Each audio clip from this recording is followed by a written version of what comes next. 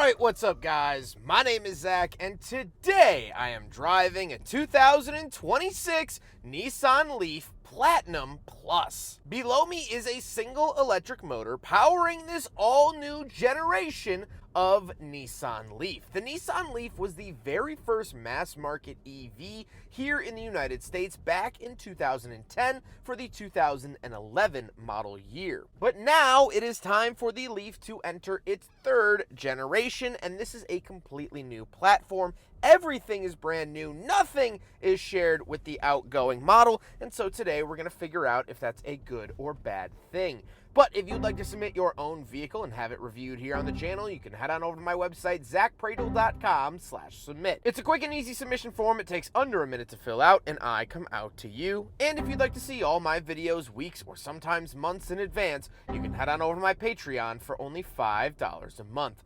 But let's get back to that all-electric drivetrain. Well, the Leaf has always been an EV and an EV only. There's never been a plug-in hybrid. There's never been a traditional hybrid. It's just electric. Now, up at the higher trims, we do get a larger battery. This is a 75 kilowatt hour battery. However, down at the base model, which we will be talking about a fair amount, but that actually increases range because it has less features and less weight to it. So this particular vehicle is rated at 259 miles per charge, but the base model sub $30,000 Leaf actually will get 303, which I think is pretty respectable for the price point and for the classification of car. This makes 214 horsepower out of that single motor, meaning it is front wheel drive. However, I think the coolest part about this electric drivetrain is the fact that on the driver's side, you get the traditional charging port that the original Leaf had back in 2011. But on the passenger side, this is the first Nissan to incorporate the North American standard outlet.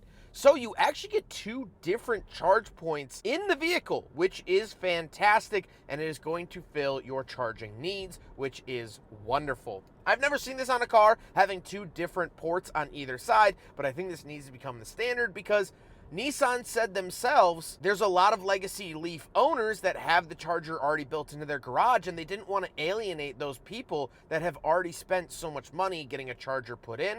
So I thought that that was very mindful. So with that being said, how does it feel to drive the Nissan Leaf? It's fine. This does share suspension components now with the Nissan Ariya. It is a multi-link independent rear suspension out the back, again, shared with the Ariya. And so it does drive nice. It drives like a normal car. I wouldn't say it's the most exciting thing I've ever felt. At 214 horsepower, front wheel drive, it isn't that exciting with the weight that it is. So we'll talk about that a lot with the final thoughts. Visibility is good, however, and I do like the size. Contrary to what it looks like, this is actually just a tiny hair smaller than the outgoing Nissan Leaf. So although it is now a crossover, it's higher off the ground, it actually dimensionally doesn't get that much larger. I think it's like barely half an inch wider. So I like the sizing of it, and I think they really nailed it with that. With that stuff out of the way, let's talk about the interior. Well, in front of me is one of two 14-inch screens for my gauge cluster. Completely digital gauge cluster, unlike the previous generations. It's clear, it's concise, it's easy to see while driving, and that's what I really worry about. On the steering wheel, on the left, we do have our adaptive cruise control as well as our volume. And off to the right, we have our selectors for that gauge cluster screen as well as voice commands. Now, we do have paddle shifters around the back of the steering wheel. This is available on SV and Platinum, and this is for the regenerative braking. So you can change the level 1 through 4 for regenerative braking. There's actually a secret 5th level that we'll talk about here in a second. Off to the left, we do have a climate control vent, auto holding brake and power parking brake, heated steering wheel, head-up display, information, AC outlets on and off, steering assist on and off, and our rear tailgate release. And moving on to the door, we have 2 levels of memory seats, lock and unlock, power mirrors, and power windows. Interestingly enough, only the driver's window is automatic. Moving into the center, we get our second 14-inch display. This does have wireless Apple CarPlay and Android Auto, as well as SV and upward trims do have Google Assistant built in, which is lovely. Take notes, Chevy. You can have an EV that has both Apple CarPlay and Google integrated. It's not one or the other. And of course, you do get a backup camera, and the upper trims have a 360 camera, which is very, very helpful. There's also a lot of really nice EV settings in here. Like, you can manually turn on battery heating and cooling, which is fantastic, and not all EVs give you that option. Down below, we do have some capacitive touch buttons for the climate controls, up and down, fan speed, defrost, heated seats, things like that. I do like that this is retained. They're not the easiest in the world to use, but they're still physical, so I'll take what I can get these days. Down below, we do have our volume knob, we have skip track, camera button, and hazard switch, and then we have our shifter. This is shared with a lot of other Nissan products, very clear, very easy to use. And then off to the right, we have our drive mode and E-step. So the drive mode is eco, normal, and sport, as well as personal, which you can customize the steering and throttle response from. And then E-step, that's our secret 5th level of regenerative braking. This is going to be the absolute maximum regen that the vehicle can get you, which is nice that you could turn it on and off. Down below, we do have some nice cubby space along with cup holders, so we will do a big friggin' bottle test. And I am excited to report that the 2026 Nissan Leaf does in fact pass the big friggin' bottle test. However, there is a little Easter egg. In the cup holders, there is a little leaf icon. Very cool. Moving up the center console, we do get a wireless charger, as well as a small but relatively reasonable center console. The seats are very comfortable. They're using a new synthetic leather. You could call it vegan leather. They had some big long name for it. And this is also their zero gravity seats, which are very comfortable, especially at this price point and in this segment of car. These are very comfortable, which is very nice to see and feel on my bottom. We also do have Bose speakers integrated into the headrest, which of course is wonderful as well. A lot of this can also be found in the Nissan Kicks if you want that with a gas engine. However, speaking of seats, we do have back seats, so let's go do a back seat review. All right, so we're in the back of the 2026 Nissan Leaf, and a couple of things to note. First of all, knee room good, headroom good. I actually fit in the back of the Nissan Leaf pretty well. My head's coming close to the ceiling with the sunglasses on my head. It actually does hit the ceiling. I'm 5'11", not a small guy, but I actually fit back here in a starting price $30,000 vehicle. I would consider that a win on its own. We also do have 2 USB-Cs. We have rear heated seats, as well as one of 2 wall outlets. The other one's in the trunk that we'll talk about in a second.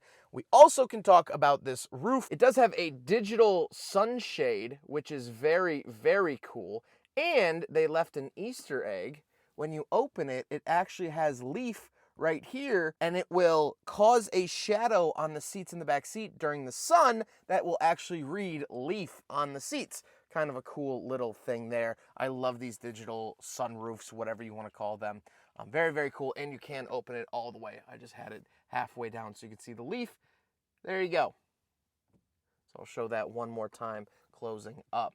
This is also to help with the range efficiency and keep heat out, so the AC has to work less, which is very, very nice to see and feels new age and techy, and I believe that's available on SV and Platinum. But I would consider these back seats a win. I mean, being a big guy, being back here, I expected very little, and it actually worked out quite a bit.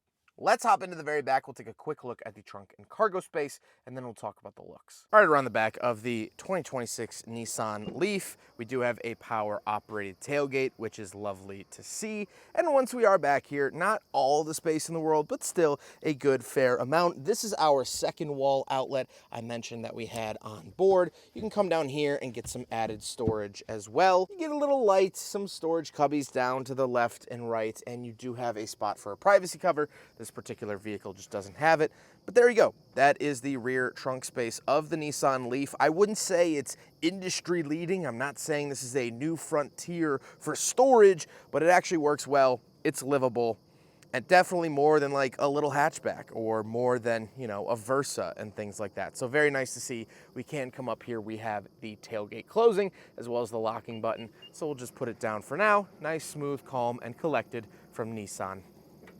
Now we got to talk about the looks, and of course, all new for 2026 as well. I think they did a really good job. I think this is a relatively handsome vehicle.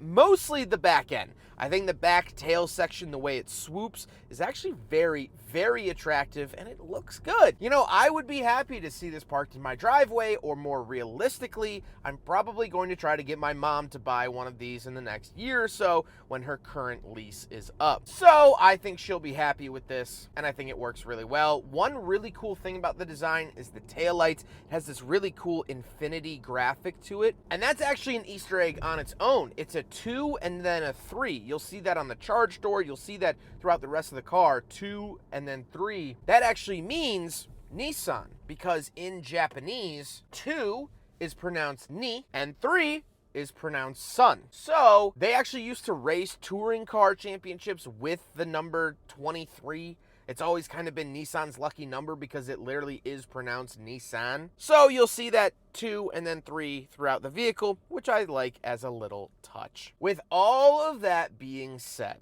let's get on to my final thoughts. What do I think driving the Nissan Leaf? Well, personally, I think this is a good value. I think it's a great vehicle. I think it works well, and the price point is unbeatable. The S trim level down at the bottom starts below $30,000. Now, I'm sure with tax, title, fee, you're going to be above $30,000, but it starts below 30. And Nissan has been able to maintain that starting MSRP to be the exact same as it was in 2018. So with inflation, this actually costs less than the base model did in 2018. That is super, super cool. But I'm up here in Farmington Hills, Michigan at Nissan's Tech Center to learn about and drive this car. And they gave us a big presentation this morning. And they said that they had 4 goals while building this car. They wanted it to be good value. They wanted it to be easy to live with. They wanted it to be good to look at. And they wanted it to be fun to drive.